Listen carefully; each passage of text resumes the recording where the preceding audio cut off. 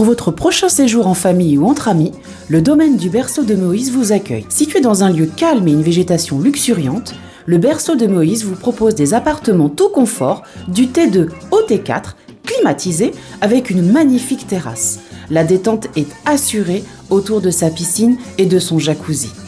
Réservation au 05 90 81 64 28 ou au 06 43 87 30 15. Possibilité de privatiser le domaine pour vos événements familiaux et professionnels. Mayotte, actualité.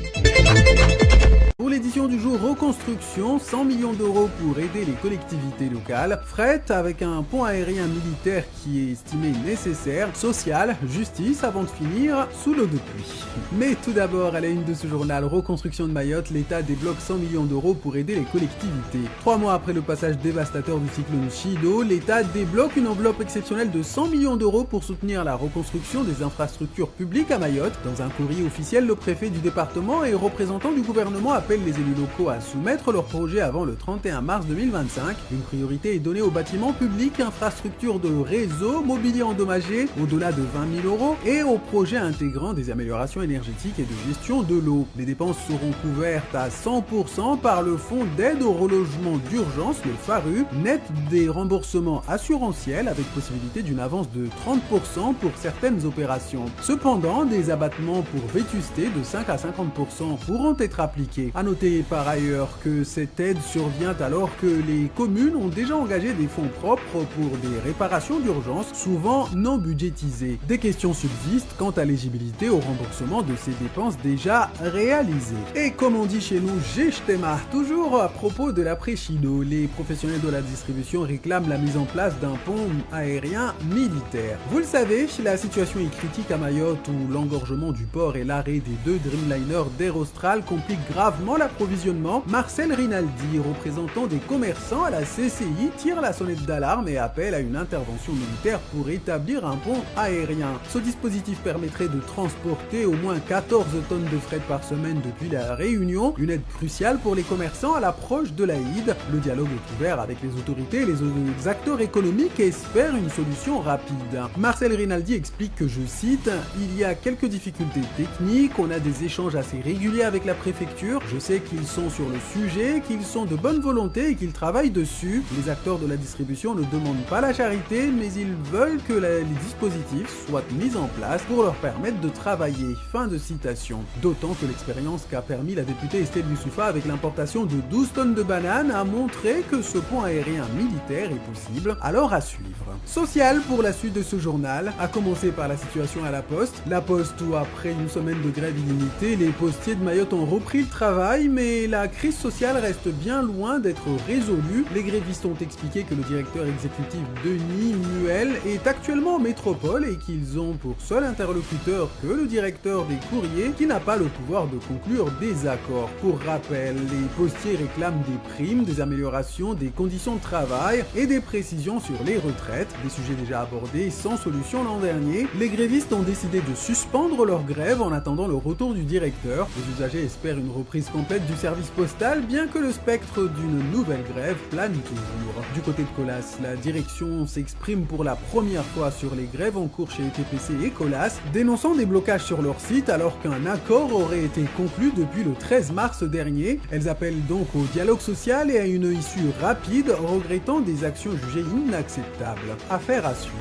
En justice, le Conseil constitutionnel a examiné la question prioritaire de constitutionnalité de Rachadi Saindou. Hier, les sages du Conseil constitutionnel ont examiné la QPC, comprenait la question prioritaire de constitutionnalité soulevée par Rachadi Saindou, ancien président de l'Académa démis de ses mandats. Il conteste l'exécution provisoire des peines qu'il a privé de ses mandats, bien que sa condamnation ne soit pas encore définitive. Une procédure qu'il estime contraire à la Constitution. La décision du Conseil constitutionnel est attendue le 28 mars prochain. Mais cette affaire pourrait avoir des répercussions politiques importantes dans notre pays et pourrait influer sur le cas de Marine Le Pen, dont la décision de justice est attendue le 31 mars. Si elle est condamnée, une éventuelle application de l'exécution provisoire de la peine d'inéligibilité demandée par le procureur pourrait empêcher cette dernière de se présenter aux élections présidentielles, à moins que la contestation de Rachadi Selindou ne l'emporte. Les sages, historiquement opposés à cette procédure, pourraient donc trancher en faveur d'un précédent majeur pour la justice et la politique française, une affaire à suivre de très près. Je vous propose de clôturer cette édition sous l'eau pluviale ou dedans, c'est selon. À Mayotte, la gestion des eaux pluviales reste un défi majeur alors qu'une nouvelle crise de l'eau se profile. Malgré une pluviométrie suffisante, le territoire peine à stocker et à valoriser cette ressource précieuse. Moustapha Aboubakar, directeur à la CC Sud, souligne les problèmes liés au ruissellement urbain, notamment les inondations et la pollution des milieux aquatiques. Pourtant, des exemples internationaux montrent qu'il est possible de récupérer efficacement l'eau de pluie grâce à des infrastructures adaptées, qu'elles soient urbaines avec des bassins de rétention comme à Singapour ou encore individuelles comme en Australie. Pourtant, à Mayotte, l'urbanisation rapide a négligé ces enjeux. 2 décrets à venir pourraient permettre au préfet de France d'adapter les normes nationales aux spécificités locales, ouvrant la voie à des solutions innovantes. Avec une population croissante et des besoins en eau toujours plus pressants, la récupération des eaux pluviales pourrait devenir une réponse clé pour le développement durable de l'île, où la crise de l'eau perdure.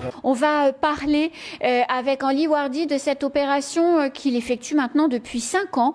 C'est la constitution de colis pour aider les familles en difficulté à la veille de la fête de l'Aïd. C'est le premier temps de parole. Optez pour la gamme de produits biodégradables pour le bien de Mayotte. Rendez-vous chez Odim, votre partenaire pour votre restaurant, vos fêtes et vos mariages. Ce programme vous est présenté par votre agence Corsair Mamoudzou. Corsair, voyagez en bonne compagnie. Suivez la matinale avec SFR La Carte 100% Mayotte et restez connectés à vos proches sans limite. La matinale avec Ethic Service, votre partenaire historique de solutions numériques pour les entreprises et les collectivités.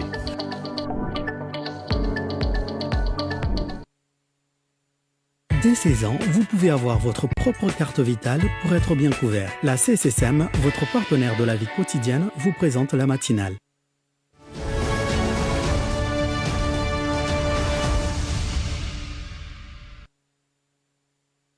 Bonjour et merci de votre fidélité pour ce premier temps de parole ce matin. On accueille Henri Wardy sur le plateau. Bonjour. Bonjour. Merci d'avoir accepté notre invitation, monsieur. Vous dirigez un projet qui s'appelle Solidarité avec les familles démunies. C'est la 5e année que vous conduisez ce projet. En quoi consiste-t-il ? En fait, l'action Solidarité Familles démunies, c'est une action qui date, comme vous l'avez dit, de 5 ans, donc qui a été lancée en 2020, donc juste après le mois de Covid. Mais durant le mois de Ramadan, on a choisi de choisir cette période-là parce que les personnes ont plus de facilité à donner. Donc le but, en fait, c'est de venir en aide aux familles en leur donnant des kits alimentaires, des colis alimentaires, grâce à une récolte de dons qui se fait sur la plateforme Litchi. Alors justement, la plateforme Litchi, parlons-en parce que vous êtes là, c'est aussi pour faire que la générosité fonctionne vis-à-vis de votre projet et que vous puissiez distribuer des colis plus nombreux. Oui. Elle s'appelle comment cette plateforme Litchi ? Donc plateforme Litchi, donc elle est disponible en ligne. Donc dès que vous êtes dessus, vous tapez Solidarité Familles démunies. Donc vous tombez dessus. Donc ce sera répertorié sur Mayotte et il y a une photo des jeunes Mahorais qui sont en action. Donc elle va durer jusqu'à ce week-end, c'est-à-dire dimanche soir ? Oui, jusqu'à dimanche soir. Et donc vous pouvez tous aller faire un don sur cette cagnotte. Je vous invite à le faire. 2800 € déjà collectés ? Oui, donc là nous avons plus de 133 participants et on a récolté la somme de 2800 € et espérons en avoir un peu plus d'ici ce week-end pour pouvoir venir en aide à beaucoup plus de familles. Alors justement, on parle de colis alimentaires. C'est quoi la stratégie de ces colis alimentaires ? Qu'est-ce qu'on met dedans ? Il y en a à peu près combien ? Quelle est leur valeur ? Donc en moyenne, la valeur du colis alimentaire, elle est entre 40 et 50 euros. Et dedans, on retrouve des produits de première nécessité qu'on utilise quasi quotidiennement, comme des conserves avec des sardines, tomates, de l'huile, la farine. On peut retrouver également du sucre. En fait, tout ce qu'on utilise quasi quotidiennement à la maison. Ça, c'est l'année dernière ou il y a 2 ans? Ça, c'était l'année dernière lorsque nous partions sur Petite Terre. Du coup, les colis, vous les constituez, puis vous les emmenez. Comment vous identifiez les familles? Donc, en fait, tout se passe sur les réseaux sociaux. Parce que moi, cette initiative, elle est née parce que avec un ami à moi, on est pas mal suivi sur les réseaux sociaux. Donc on fait des milliers de vues. Donc je me suis dit, mais autant concrétiser ces millions de vues des personnes qui regardent, peut-être on peut faire quelque chose. Et on a lancé la cagnotte. Donc les gens nous ont fait confiance, ils ont contribué dessus. Et c'est des personnes aussi qui sont sur les réseaux, nos abonnés, les personnes qui nous suivent, qui connaissent des familles. Donc nous, on lance un appel. Si vous connaissez des personnes en situation de handicap, des familles isolées, des personnes, des femmes seules, voilà, des personnes en difficulté, qui vous les connaissez, communiquez-nous leurs coordonnées, leur adresse. Nous, on va directement leur livrer des colis chez eux. Alors, parce que il y a 2 choses qui sont importantes dans votre action. C'est que dans le colis, il y a aussi un poulet. C'est ça. Donc, vous le distribuez quelques jours avant l'Aïd, ce qui fait que pour des gens en grande difficulté, et il y en a, il peut y avoir un poulet sur la table, si je puis dire, de la fête de l'Aïd. C'est quand même très important. Oui, bien sûr. C'est pour ça que nous, on a choisi vraiment le dernier week-end du mois de Ramadan à chaque fois, parce que c'est à cette période-là où beaucoup de familles... Donc, en fait, le Ramadan, quand il arrive, beaucoup sont préparés. Ils savent que le Ramadan arrive, font les courses, ils sont mieux organisés. Mais plus la fin de Ramadan approche, moins les tables sont remplies. Et surtout qu'à cette période-là, les gens sont plus concentrés sur tout ce qui est décoration de maison, donc à faire embellir la maison. Donc nous, on s'est dit que c'est cette période-là qu'on va justement leur apporter notre soutien. Et en plus, cette année, la fête de l'Aïd va tomber en fin de mois.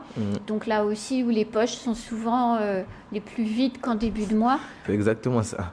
Donc ça sera très utile. C'est pour ça qu'il faut aller sur la cagnotte Litchi et il faut participer même en donnant un petit peu, 10 euros. 10 euros, ça augmente le nombre de colis qui vont pouvoir être préparés. Bien sûr. Nous, justement, c'est une cagnotte qui est 100% sécurisée et que donc, la personne participe du montant qu'elle peut, même 1 euro symbolique, ça peut faire la chose. Et pour suivre nos actions, voir tout ce qu'on fait et peut-être avoir accès au lien de la cagnotte, il faut aller sur notre page Facebook qui se nomme Solidarité aux familles démunies. Donc, ils verront tout ce qu'on fait et le lien, il est disponible dessus. Vous allez distribuer où cette année ? Donc cette année, on n'a pas encore déterminé la zone, mais ça sera en fonction du montant qu'on va récolter. Mais en général, l'année dernière, on était sur la commune de Mamoudzou, Koungou, Dembéni, Tingoni et les 2 communes de Petite Terre. Et ce sera à peu près pareil cette année ? Ce sera à peu près pareil, oui, parce qu'on a déjà en fait, parce qu'en fait on travaille avec les magasins, donc on le vend en avance, on est avec les responsables de magasins pour qu'ils puissent nous laisser des articles de côté, pour que quand on passe, on fait que récupérer, donc c'est une facilité. C'est ça. Autre point très spécifique dans votre action, c'est que vous portez les colis chez les gens. Vous invitez pas les gens à venir les chercher. Non. C'est très différent dans l'approche par rapport aux autres structures. C'est ça, parce que justement, on se dit que ces personnes en difficulté, c'est des personnes vulnérables qui n'ont pas forcément le moyen de se déplacer jusqu'à venir récupérer les colis. Et souvent, c'est des colis assez conséquents. Donc, une personne qui se déplace, il faudra le transporter, trouver peut-être un taxi. Donc, ça va encore lui faire des dépenses. Donc nous, on va directement chez les gens, les livraisons à domicile. Ce qui permet de parler un peu aussi avec chacun. La générosité, c'est pas que dans le colis, c'est aussi dans le temps qu'on passe avec la personne. Oui, c'est ça, parce qu'il y en a qui sont assez surpris des fois, parce que peut-être qu'une personne a un voisin donc qui l'inscrit, il y en a on les prévient en avance, mais ils sont agréablement surpris que voilà, nous, on est un groupe de jeunes bénévoles qui vont chez eux leur donner un colis alimentaire alors qu'ils ont peut-être des membres de la famille qui ne pensent pas forcément à eux. Donc à ce moment-là, on a des moments assez émouvants. Donc il y en a qui sont en pleurs, tout ça. Donc nous, ça réconforte le fait que on fait ça vraiment de manière bénévole et pour aider. Alors, justement, quand on préparait l'émission, vous me disiez que vous faites ça avec vos amis. En fait, à la base, c'est un groupe d'amis qui a décidé depuis 5 ans de consacrer du temps à organiser ça. Et vous allez vous structurer. C'est ça. Donc là, c'est un groupe d'amis. Donc on était 2 à la base. Enfin, nous étions 3. Et au fil des années, les gens, ils voient sur les stories tout ce qu'on fait, ce qu'on partage. Et il y en a qui viennent, il y en a qui viennent juste pour peut-être faire les colis. Il y en a qui vont pour porter les courses. Il y en a qui viennent avec leur véhicule pour porter les colis. Et c'est vraiment des personnes de tout profil différent. On a des salariés comme des demandeurs d'emploi. On a des jeunes, des moins jeunes, des femmes. Tout ça. Et donc oui, là, on pense à se structurer, à formaliser l'action parce que on a aussi des entreprises maintenant qui veulent adhérer à l'action et qui veulent nous accompagner, nous donner des fonds. Mais justement, comme on est juste bénévole, on n'est pas une association déclarée. Donc, disons qu'on a un manque à gagner pour venir en nombre aux familles. Donc là, nous sommes en train de travailler dessus pour vraiment créer l'association qui soit déclarée pour qu'on puisse bénéficier de plus d'aide. Et notamment celle des entreprises. C'est ça. Et notamment les distributeurs aussi qui pourraient vous donner, c'est-à-dire vous payez, je vois des bouteilles, vous en payez 2 packs et puis on vous en donne 3 ou 4. Oui, en fait. Je sais qu'il y a même des fois il y a des produits qui ne peuvent pas forcément exposer ou on a peut-être des produits qui se rapprochent de la fin de validité de consommation bien sûr, vous avez qui raison. peuvent peut-être nous donner également. Mais pour pouvoir qu'une entreprise vous donne, il faut que vous ayez un statut juridique. C'est ça, donc ça c'est la prochaine action à la fin du Ramadan, donc on va se poser dessus pour pouvoir constituer notre bureau. Et peut-être du coup que vous allez multiplier dans l'année ce type d'action ou vous restez sur votre vision de départ, c'est une action par an qu'on structure de mieux en mieux pendant le Ramadan. On sait que la demande, elle est là, parce que dès qu'on part, les gens nous demandent est-ce que vous allez revenir quand? Dans 2 mois, dans 3 mois? Est-ce que vous avez un bureau? C'est où votre local? On peut revenir pour récupérer. Donc, la demande, elle est là. Maintenant, ça sera, si c'est une association, il faudra peut-être demander des subventions, avec les institutions existantes. Donc, si à ce moment-là, on peut avoir ces genres de fonds, on pourrait multiplier l'action. Parce que je sais qu'on le fait pendant le Ramadan, parce que les gens, ils ont la main plus facile, c'est recommandé durant cette période de donner à ceux qui sont dans le besoin. Donc, on est récompensé dans l'au-delà. Donc, je sais, pendant le Ramadan, ça marche à 100%, mais peut-être en juillet, d'autres périodes, je suis pas sûr que ça puisse prendre. Outremernews.fr, le site de l'actualité Outre-mer, 24 heures sur 24 et 7 jours sur 7. Retrouvez la chaîne Outremer News sur YouTube.